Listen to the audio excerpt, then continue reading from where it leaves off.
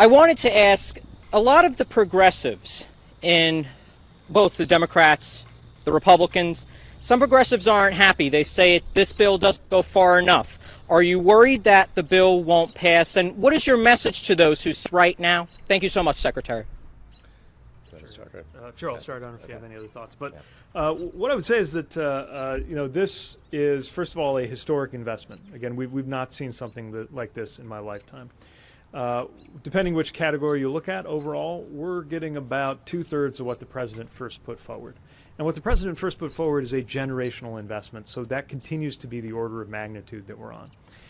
It is not perfect. No one got everything that they wanted, which is the fundamental character of any compromise legislation. But what we didn't compromise on was the idea that there needs to be a historic level of investment that will really change America's readiness for the future.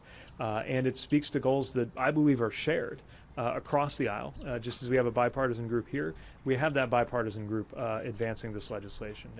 When was the last time you saw the Chamber of Commerce and the AFL-CIO pulling in the same direction? To me, that's evidence that we are on the right path, and it's also part of why I think you see such amazing momentum for this on Capitol Hill. I'll just say categorically, this is going to pass the House. It's going to pass the House with overwhelming Democratic support. And that's going to happen because this is not just rebuilding Eisenhower's interstate highway system for the 98th time. And that was the test for most Democrats. This is about doing something as big and as bold today as the interstate highway system was in the 1950s. And it's big and bold because, as we both mentioned, it's not just fixing the old stuff that needs to be fixed, as important as that is. It's taking us forward.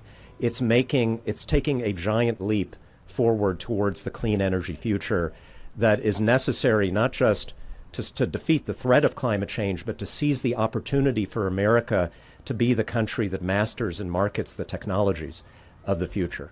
So between the electrical vehicles, the massive investment in the electrical grid, the investment in water infrastructure. We didn't even mention the broadband. It's not transportation, but for rural areas, underserved areas, and we've got them in New Jersey.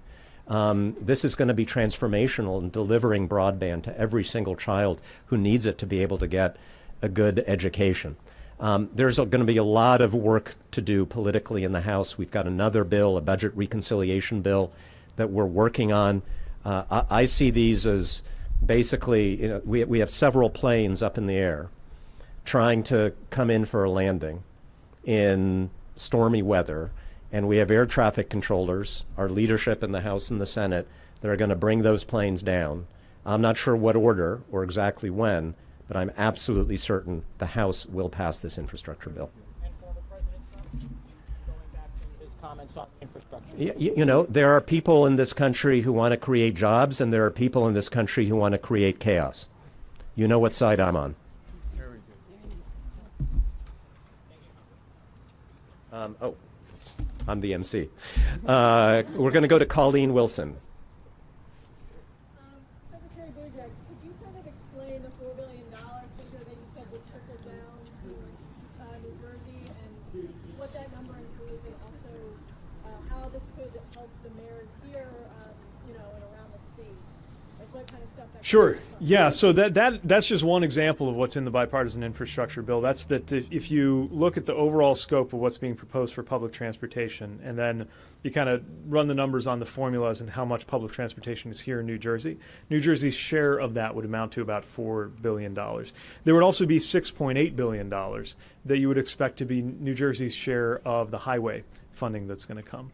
$1.1 billion for bridges. There are a lot of bridges, some holding up rail, some roadways, and some both, that need a lot of work. In fact, there are over 500 bridges just in the state of New Jersey alone that are considered in poor condition. And that's not a New Jersey problem. That's just a New Jersey example of an American problem.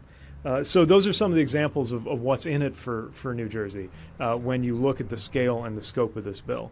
And what it means for transit authorities, for Commissioner Schettti's colleagues at the State Department, for mayors who will also be able to apply for discretionary programs and other things that aren't even in the numbers I just mentioned. is a chance to supercharge work that they have been wanting to do and preparing to do for a long time, but that we've got to do sooner rather than later. And speaking of the numbers you didn't mention, right, there's also the funding for Amtrak for the Northeast Corridor, funding for what we call projects of regional and national significance, which you can read as code language for the Gateway Project and a couple of other mega projects around the country. So when you add all that up and combine it with the regular grant funding that the Secretary mentioned, this is a huge deal for New Jersey.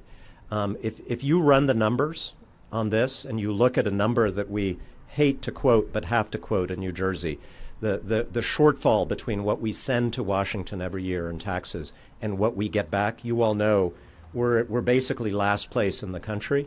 If you take the infrastructure funding, other parts of President Biden's agenda, and something that was unveiled today as part of the budget reconciliation bill being considered by the Senate, namely addressing the cap on the SALT deduction.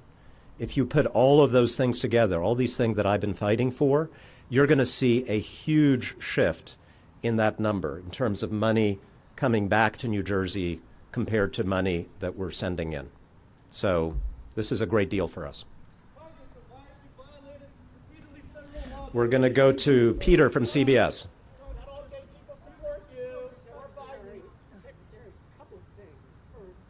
Once this has passed, how soon will the dollars flow?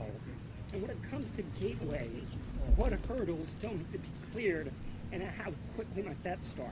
Yeah, so, one thing I do want to emphasize, this is different from 2009 and the stimulus bill, which is really about getting dollars out into the economy as quickly as possible to deal with the recession. What we're doing here is we're getting dollars out as quickly as possible and sustaining that for a vision that's going to carry us through the 2020s, 30s, 40s, and beyond. So some of the things that are possible through this bill will happen immediately. And I'm thinking about that list, an arm's length long, that every mayor has and every state leader has of things that they would be able to do right away if they only had the funding. And then there are other things that actually aren't shovel-ready projects. They're shovel-worthy projects that we need to support, not just putting them into the ground, but actually doing some more of the planning and the development. So that's kind of the full answer. The simple answer is some of this will happen the moment the president signs it. My department can get to work deploying those dollars. But this is really, again, to get us through not just the next year or two, but really the next era.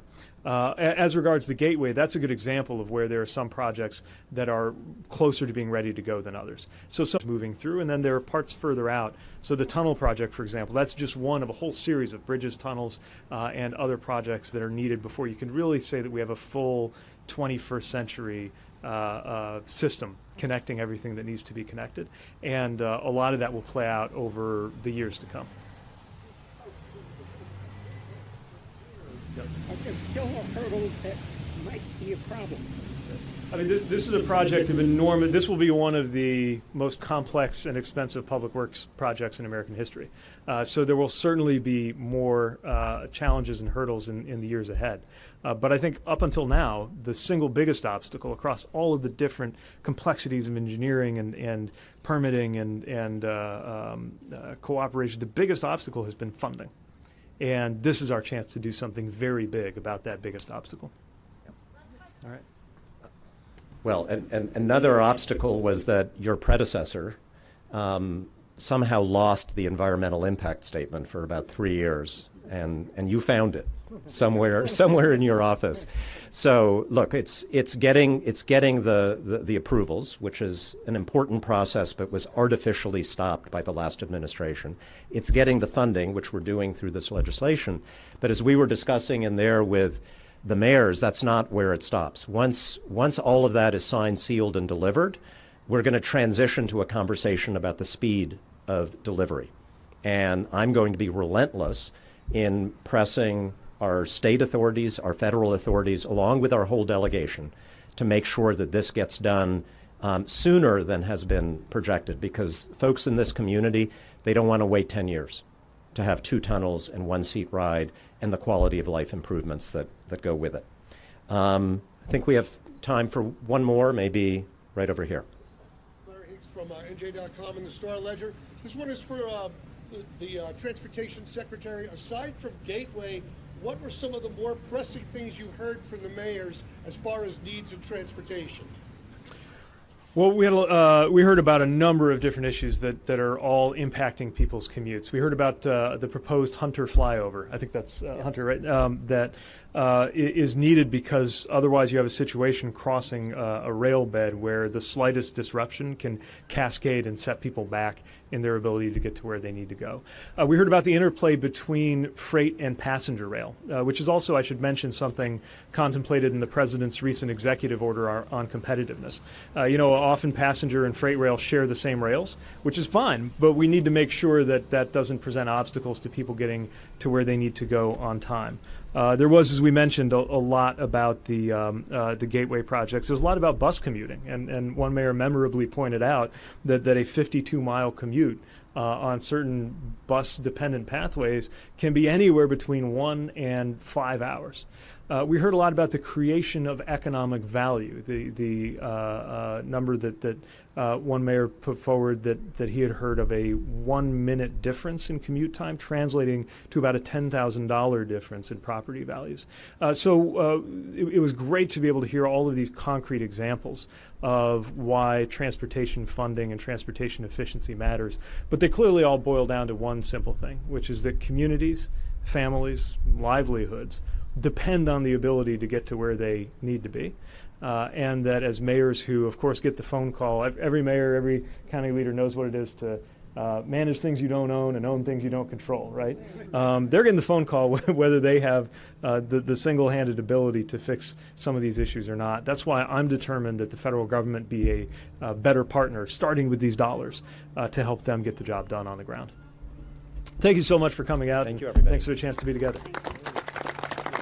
Great.